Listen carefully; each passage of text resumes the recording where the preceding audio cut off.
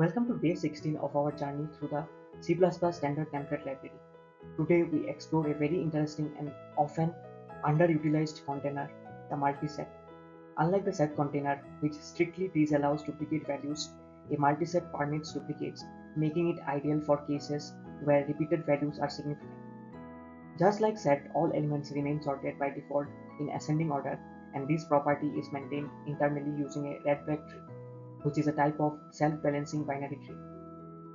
This structure ensures that operations like insertion, deletion, and search are always efficient regardless of the number of elements. A multiset is categorized as an associative container in the STL. The term associative means that elements are sorted and accessed based on their values rather than positions or indices. What makes a multiset unique is its ability to store duplicate values. Multiple elements with the same value can coexist. Additionally, the container automatically maintains a sorted order, so you never have to manually sort the data after inserting elements.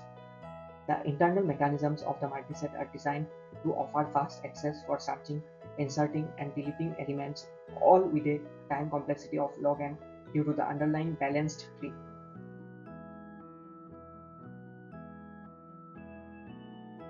Creating a multiset in C++ is very straightforward and feels just like declaring a regular set. For instance, you can write multiset int ms to create a multiset of integers, or std::: multiset std:: string names for sorting strings. This container is highly versatile. It supports user-defined types as well, provided you define how elements should be compared, usually through overloading the comparison operator or by passing a comparator. This makes multiset a powerful option in real-world coding scenarios where duplicates and sorting matters. Inserting values into a multiset is similar to other STL containers. You simply call the insert function. Here the key point: unlike set, the multiset allows you to insert the same value multiple times. In this example, 10 is inserted twice, and that's completely valid. Internally, the red-black tree structure adjusts itself to ensure that the values remain sorted after each insertion. So no matter how many duplicates you add, the order is always preserved automatically. Now let's talk about deleting elements from a multiset. If you use ms.erase10, it will remove all instances of the value 10 from the container, so be careful when using this.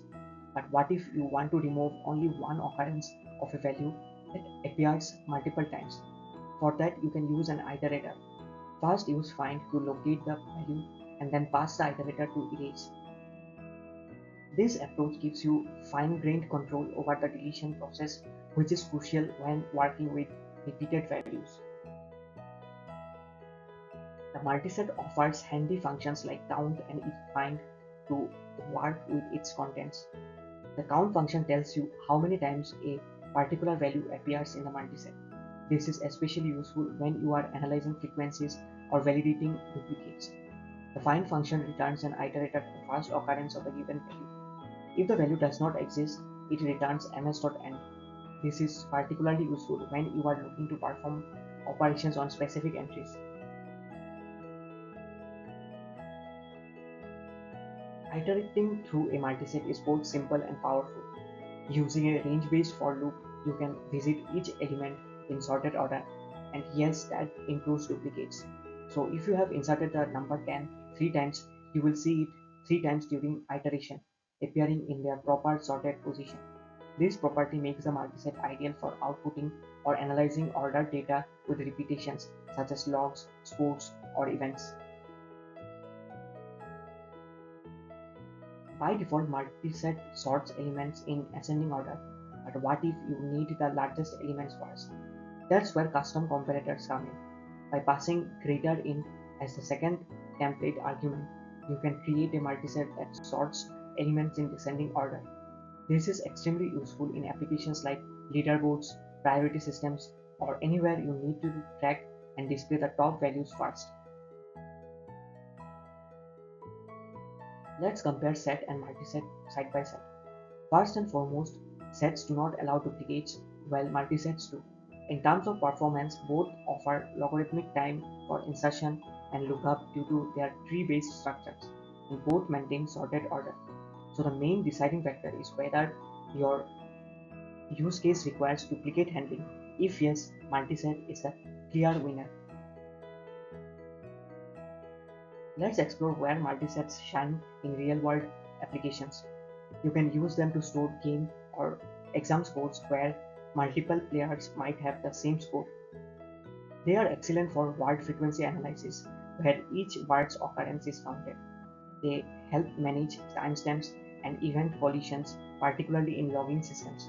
And finally, they are useful in frequency counters when you want to build one quickly without using a hash map. Let's look at the internal complexity of multi-set operations.